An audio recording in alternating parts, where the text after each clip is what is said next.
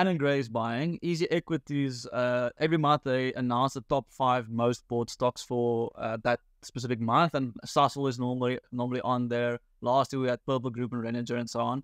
At the moment, Pick and Pay has been consistently one of the top 5 picks for the last 3 months or so. So the retailers are liking it.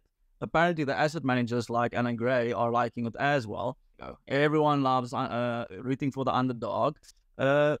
Yeah, I don't know. I'm not gonna dabble. But Welcome back to the first stock spotlight video of 2024.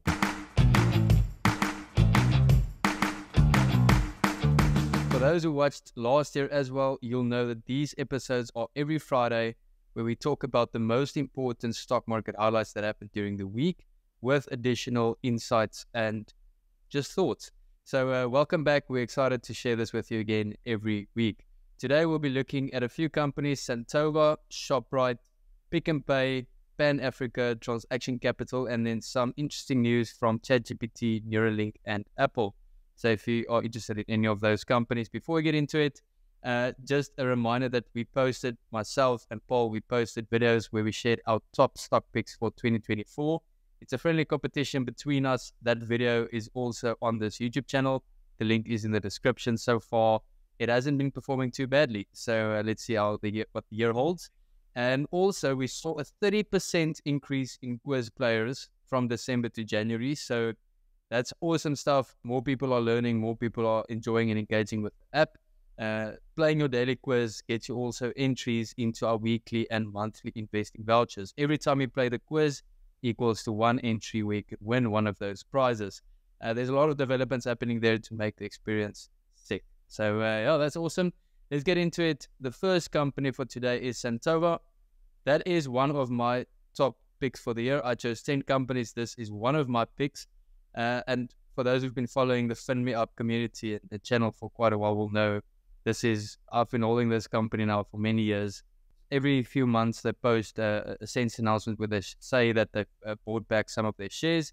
Between 26 October and Monday the 22nd of January, they bought back 3.1% of their issued share capital, which is really a considerable amount. And this is not their first buyback, so they are really buying back shares. They are sitting on a healthy cash position, which allows them to actually do this. And I am a big fan of share buybacks, as it creates it builds value per share, especially when it's done at the right valuation. And Santova is currently trading at a PE still below 6.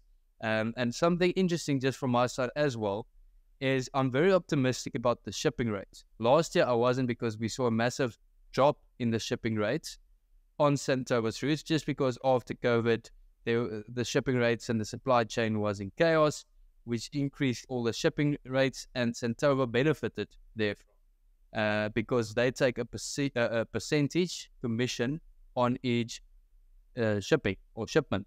So the higher the shipping rates, the more revenue they make. And currently, they call it the Drewry Dry Bulk Container Index is up 94% the past year. Obviously, it's from lower lows that it made after the COVID highs, but it's still 94% up. And that fits into the roots of Santova as well. So, Jonte, if you could just show the graph there, which excites me because I was expecting lower shipping rates for longer for Santova. And we didn't see the biggest revenue increase from them in the previous period, but I think that might change. I hope it changes. It'll be interesting to see. And with additional stock buybacks, we'll probably see some more earning growth than revenue growth, but it's going to be interesting to watch. So, Paul, what do you think? yes, I know Santova is, of course, your baby, Higgo. 3% of market cap buybacks. I love that. As a shareholder, you should always love that. Of course, you either get dividends or you get share buybacks, or a combination of the two. Share buybacks I like more because of that one sentence you once said, and it will forever stick with me. You said, out of all the investments that we can make, we like our own stock the most, and that's why we buy it back. Brilliant. So it's looking good. I'll wait for the official results. I'm looking to buy, but it has to dip a little bit more. You're at 650. I'll start entering the market in that specific stock again. It's going to be interesting to watch. This is one of my long-time favorites. Let's see if it continues performing well. The next section, we're comparing Pick and Pay with Shoprite. So these are two massive retailers in South Africa. And before we get into it, I'll say ShopRite is my pick of the retailers. But before we get into that, Pick n Pay. So Alan Gray has purchased Pick n Pay shares, and it now owns 10% of the company. Well, what do you make of that? Here you go. So Easy Equity, yeah, Alan Gray is buying. Easy Equities, every month they announce the top 5 most bought stocks for that specific month, and Sasol is normally on there. Last year we had Purple Group and Reninger and so on. At the moment, Pick n Pay has been consistently one of the top 5 picks for the last 3 months or so. So the retailers are liking it. Apparently the asset managers like Alan Gray are liking it as well. Who doesn't love it, a turnaround narrative? Everyone loves rooting for the underdog. I don't know. I don't know if I like this. If I go into a Pick n Pay, I don't feel anything. The quality of the products doesn't excite me. But like I said, that's not why we buy it, because it's a base. We buy it because we think it can, do this whole turnaround narrative and make us some money. Yeah, I don't know. I'm not gonna dabble. But for all of you guys, apparently the retailers are buying. So fingers crossed for you guys. I hope you make some money. Yeah, for me, Pick n Pay also doesn't excite me. And yes, it is probably part of the turnaround narrative. For me, I don't see how they'll be able to take back share from ShopRite in the next few months, maybe even years. Just the way ShopRite is executing, marketing, launching new products, improving their products. For me, Pick n Pay is definitely not a company that I'm personally putting my money into. But who knows? The new CEO, new management changes, new strategic changes, maybe they can turn the ship around. I don't know. For me, I'm just going to watch from the sidelines. But if we look at ShopRite, just listen to these results, okay? So their total group revenue grew by 13.9%. That consists of the entire group, which is the South African supermarkets, the non-South African supermarkets, furniture, and other operating segments. But the South African supermarkets are basically 80.5% of the group sales. So there's South African supermarkets, which includes ShopRite and Checkers and a few more. That is basically their core business. And there they saw 14.6% growth. And that is now extending their market share gains for 58 months. So for 58 months, consecutive months, they've been taking market share. And that is just incredible. And that's obviously because of the Checkers Extra Savings Program, which resulted in savings of 8.4 billion Rand. Also, 60/60, what an incredible marketing team they have. Their online sales for 60/60 increased by 63.1%. So seeing some proper growth there. And I honestly think there's much more room for growth, as they're not even operating yet in the entire country. And then also their growth was positively impacted by the inclusion of 94 stores that was acquired from Massmart, which was done quite a while ago, but now seeing it come to reality. They've added 285 stores in total in South Africa, and they've added 9 stores in non-South African countries. So they are expanding both on the online market and also the in-store market. What do you make of this, Paul?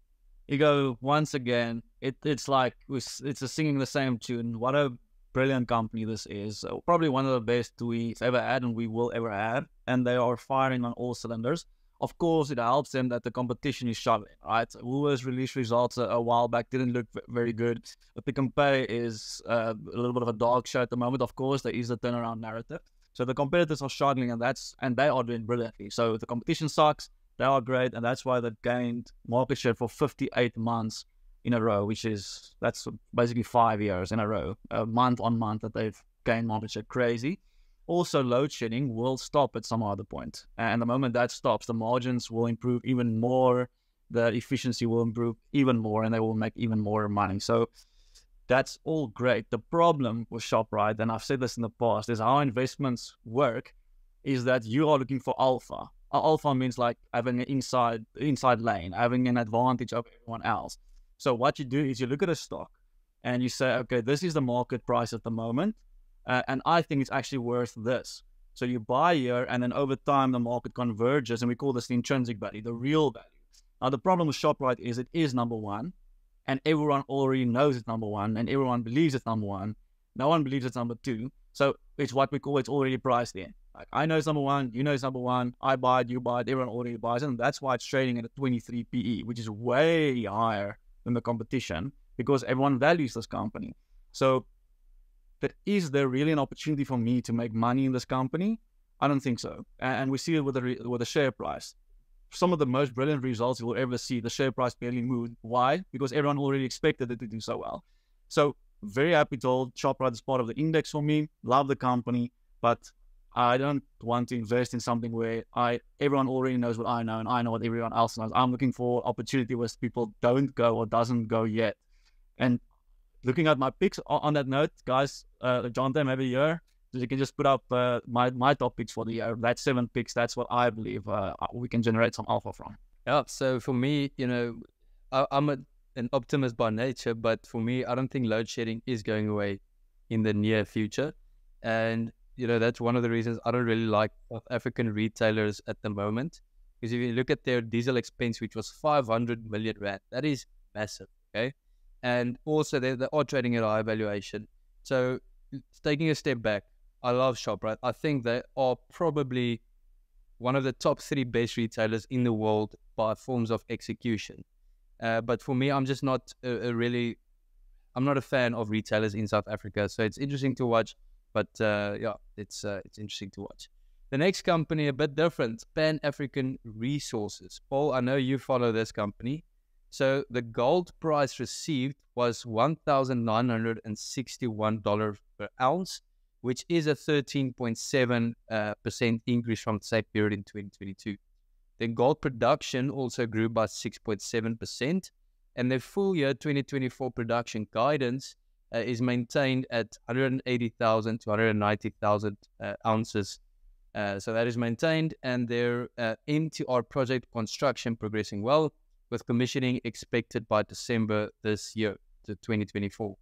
And then finally, their financial year 2025 production expected to be significantly higher post the MTR project commissioning. So there's a sense of optimism, but Paul, maybe you can take us a bit deeper. Yes, I'm actually pleasantly surprised by the results. Of course, I'm invested in Pan. I love Pan. Last year, also one of my picks. So yes, a mine, how it works is a mine has a lot of fixed cost. So in other words, you're going to pay it regardless of how many ounces of gold you produce. It's just there. So as the production increases, the cost per unit decreases significantly because the cost is basically fixed. So the more you produce, the lower the cost per unit on average by far. It's a significant difference. And this year, it cost them roughly $1,300 per ounce to produce it, all cost included, 1,300. And they're selling it at 1,961. So buying or producing at 1,003, selling at almost 2,000. So they are basically printing money at this stage. What a brilliant year for them, or quarter for them. They're making a killing. So the question is, will the price increase? Now the price, like I said, is basically fixed, so it will stay at roughly 1,300. It's now about the gold price. Where will the gold price go? Will it go up or down? If it goes down, by how much? I don't think the gold price is going anywhere within the next 6 to 12 months. I think there's a lot of uncertainty in the world, and therefore people are still buying gold. So maybe it will go down a little bit, but not that much. So I foresee a good year for them. Also, if it doesn't go anywhere, the share price, you do get a 2 to 3% divvy, which we all love dividends. Why not? Give me the money. So yes, I'm buying more after seeing these results. I like this company, and we'll keep the finger on the pulse with it. Well, we know you have your digital gold, which is your Bitcoin, and now I see you also have more physical gold through Pan-African Resources. The next company is a company that's been in the news for the past 18 months, almost weekly, and that is Transaction Capital. Before I get into the details of it, just a reminder, you can book a free call with Paul over here, the Wealth Wingman. You can talk about your investments, you can chat about finances, you can chat about business, whatever you want to talk about. That is his passion, and he is a financial advisor by trade. So the link is in the description. Transaction Capital is exploring the unbundling of its shareholding in WeBuyCars. So WeBuyCars is one of their segments that has been actually performing really well when their other businesses were struggling. Obviously, we're seeing a momentum shifting downwards for WeBuyCars, and there's a lot of conversations and debates about WeBuyCars and how they are going to perform over the next 2 years. But Transaction Capital is exploring unbundling. The unbundling involves a pro rata distribution of WeBuyCars shares to those who currently own Transaction Capital shares. So if you are invested in Transaction Capitals, you will get some WeBuyCars shares when it is unbundled. The WeBuyCars shares will be simultaneously listed on the main board of the JSE, and Transaction Capital aims to focus on unlocking shareholder value by reducing debt and addressing specific financial issues. As we know, there are quite a few issues. So this is one of the ways in which they are unlocking shareholder value. We've seen it a few times where a holding company is unbundling some of its stake. One of the recent ones was PSG Group. And if you own PSG Group, while the unbundling took place, you would have actually made money. Paul, what do you make of this? Do you think it's going to be the same scenario like PSG Group, where the unbundling is an actual success or not? Yeah, so we had Newton, we had WeBuyCars, and then we had SA Taxi. Newton, not a bad business, cash generative, it's a debt business, call centers. And then you had SA Taxi, which was, we all know, pretty much a disaster last year. I mean, the share price went down by, I think, 80% due to all the shenanigans there and the debt and the bad year and all of that. But WeBuyCars has always been a very solid business. So people investing in Transaction Capital always kind of believed or thought, okay, I'm actually investing into WeBuyCars and this is how I do it. But then you had the, the bad apples was part of that package as well. And now they're actually unbundling, which means that if you own this company, like you said, you get your share of WeBuyCars and then your share of what's left of Transaction Capital. And for new investors, you can just buy WeBuyCars directly if you believe in the company. So I think this is a good move. What will happen? So I think WeBuyCars, how will it be priced? It's going to be fascinating to see what the market actually thinks, like while they're buying or are they selling now that they can buy the company individually and not part of the package. So I'm keeping an eye on that one. And then also fascinating, Higgo, is what's going to remain with the rest of Transaction Capital. In other words, Newton and SA Taxi. Are investors looking for a turnaround story here, or are they just going to keep selling and the price is going into the ground? Can't wait to see how this plays out. But all in all, what did the market think of this move? The unbundling, they loved it. The share price is up 10% yesterday when this video gets released 2 days ago. When the news was released, 10%. The market liked it. What will happen? I don't know, Higgo. Are you buying WeBuyCars now? I think I'm just on the sideline for now. For me, I'm just watching. It's very interesting to watch, not buying, just an observer at the moment. But it is interesting, and I'd love to see some value being unbundled for existing shareholders. We know this video has already been long, so just 3 quick news updates on ChatGPT, Neuralink, and Apple. So ChatGPT, also known well as Microsoft, as they are in partnership. OpenAI CEO Sam Altman said his top priority right now is launching OpenAI's next AI model, likely to be called GPT-5. Now, I am currently using ChatGPT 4, which is the premium one, and that is already crazy. Like, just some of the things I've played with, it is crazy what that can do. So I'm so looking forward to see what ChatGPT 5 will be able to do, and even where AI will be in 10 years' time. It's fascinating. And it's really happening at an exponential pace.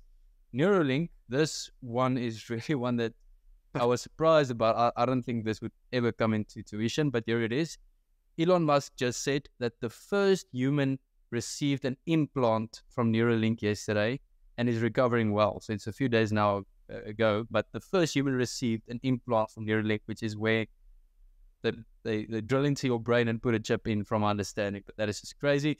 And Apple overtook Samsung as the top seller of smartphones for the first time in 12 years. So we know about the monopoly that Apple has and how they are monetizing that also through their services. Apple always been a great company, and if you own S&P 500, you own some Apple shares as well. That's it for today. We'll be back next Friday. If you have any comments or questions, or if you like to know anything about FinMeUp or anything, just comment. We'll reach out to you. And thanks for being part of this community. Have a great weekend. Cheers.